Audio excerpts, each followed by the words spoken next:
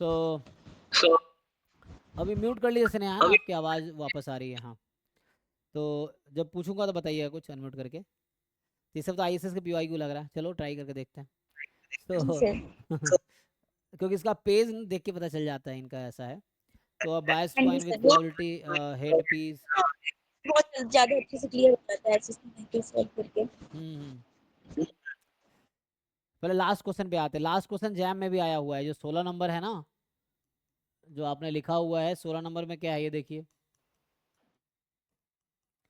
ये जो आपके पास क्या दे रखा है, दिस इज पॉइसन थीटा है। और आपको, तो आप जानते होंगे पॉइसन में कंप्लीट सफिशिएंट एस्टिमेटर निकालना जानते हैं, ये निकालना पड़ेगा मुझे। ये समेसन हाँ एक्स सर आई, पता है, वो टी। ठीक है, जी समेसन सर, एक्स, वो हाँ। खूब। हम्म। अब आपके पास साई थीटा जो है ई की पावर -2 थीटा इंटू थीटा की पावर 3 है। सो यू सर ट्राई इसमें टू। पता है प्रॉब्लम क्या है? हम्म इसमें ना जो फोर्थ ऑप्शन है वो करेक्ट है, फोर्थ ऑप्शन जो है ना वो करेक्ट है।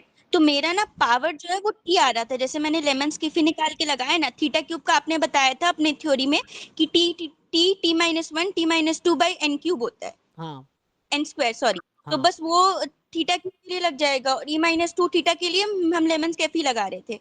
लेकिन क्या हो रहा था कि वो मतलब जो फोर्थ ऑप्शन है ना वो मैच नहीं कर रहा था फोर्थ ऑप्शन से। N-2 के पावर में टी आ रहा था, T-3 नहीं आ रहा था। तो बस वही पूछना था कि कहाँ गड़बड़ हो रहा है मेरा।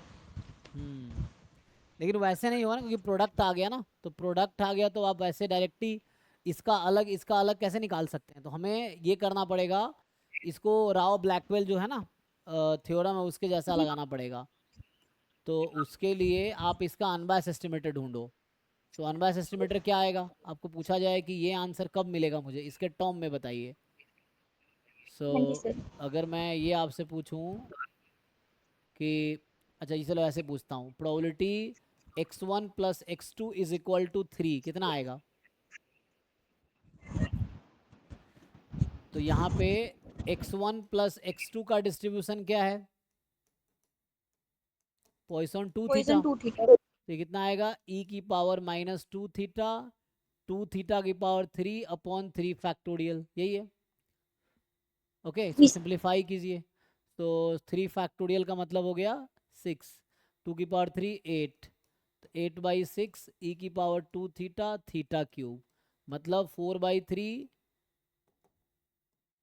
थीटा क्यूब इंटू ई की पावर -2 थीटा, यही है। अब समझिए, तो ये मुझे तो ये चाहिए था, तो एक्स्ट्रा है, कोई बात नहीं। तो जैसे अब यहाँ पे क्या करेंगे हम लोग, तो यहाँ मैं लेता हूँ 3/4 when x1 plus x2 is 3 0 otherwise. अब यहाँ से मैं पूछूं कि what is expectation of delta. ये तो मैं जस्ट एक्सपेरिमेंट कर रहा था कि इसके टर्म में कुछ लाना था मुझे, so this was just experiment. अभी आपको बताना है कि एक्सपेक्टेशन ऑफ डेल्टा क्या आएगा। डेल्टा एक रैंडम वेरिएबल, बर्नौली बर्नौली तो नहीं, यहाँ पे 2 पॉइंट डिस्ट्रीब्यूशन है। तो निकालिए एक्सपेक्टेशन, कैसे निकालते हैं हम लोग, ये डेल्टा की वैल्यू 0 या 1 होगी, 0 या 3/4 होगी। तो यहाँ आएगा 3/4 into probability delta is equal to 3/4। आगे 0 जी sir. Into probability delta is equal to 0, इसको इग्नोर कर सकते हैं। तो यहाँ आ गया 3/4, और डेल्टा की वैल्यू 3/4 कब है, जब ऐसा है। तो हाँ इसका सर। मतलब x1 plus x2 is equal to 3, put कर दीजिए इसकी वैल्यू जो आई है आपके पास, तो कितनी आ जाएगी। ठीक है। तो ये आ जाएगी थीटा क्यूब इंटू ई की पावर -2 थीटा। तो इससे मैंने ये जी बताने की सर। कोशिश किया है कि delta is unbiased estimator of Sai theta, ठीक है। ठीक। हाँ। अब राव ब्लैकवेल थ्योरम क्या कहता है, जब टी कंप्लीट सफिशिएंट एस्टिमेटर है मेरा यहाँ पे, हाँ। तो क्या होगा, expected value delta, of. Delta given T. हाँ, यूएमवी हुई, ठीक है। अब ये आपको कैलकुलेट कर लेना ठीक है सर, ठीक है। है ना। सो अभी अभी इक्वल टू टी करे कर लेना, बाद में टी हटा देने, मतलब कहने मतलब ये है कि ठीक है, ये आप कैलकुलेट ये करना, expectation of delta given T is equal to T, ठीक है। ठीक है। तो यहाँ से सही आंसर आ जाएगा। ठीक है सर। हम्म।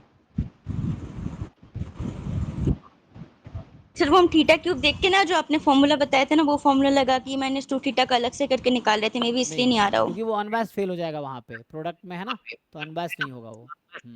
ठीक है सर, ठीक है, ठीक है।